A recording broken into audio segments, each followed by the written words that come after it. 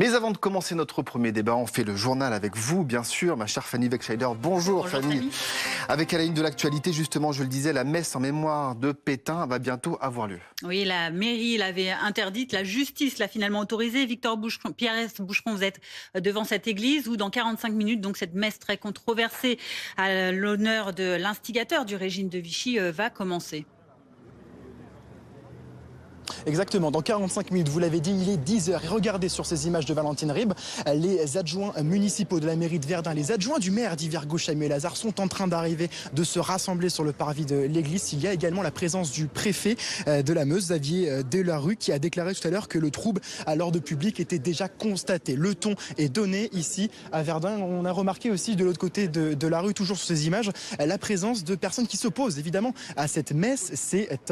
On bafoue finalement l'histoire française. Il y a également ce dispositif policier mis en place ici. On ne lésine pas sur les moyens. Le préfet veut marquer le coup et ce dispositif policier donc s'adaptera tout au fil de la matinée. Je le rappelle, cette messe donc est prévue dans 45 minutes maintenant.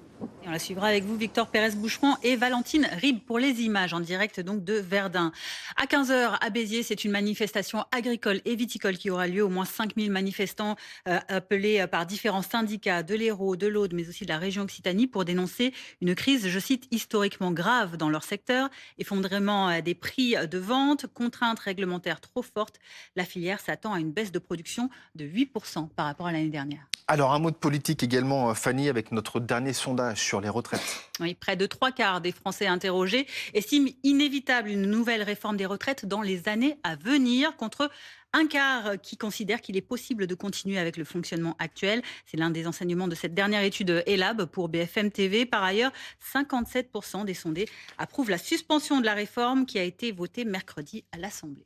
Et puis Fanny, Boualem Sansal bientôt de retour en France. Oui, un retour attendu dans les prochains jours. Après près d'un an de détention, on vous le rappelle, l'écrivain franco-algérien gracié par Alger à la demande de l'Allemagne est actuellement hospitalisé à Berlin. BFM TV a recueilli le témoignage de soulagement de sa fille à son arrivée à l'aéroport parisien de Roissy-Charles de Gaulle avant de retrouver son père.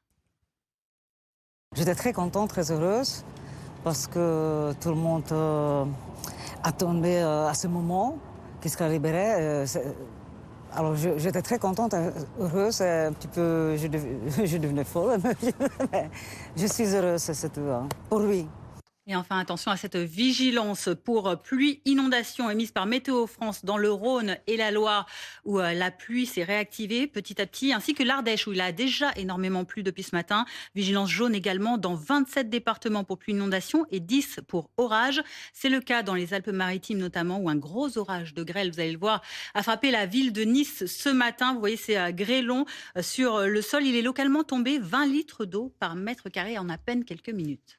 Merci beaucoup Fanny pour l'essentiel de l'info. On se retrouve dans une heure pour un nouveau JT.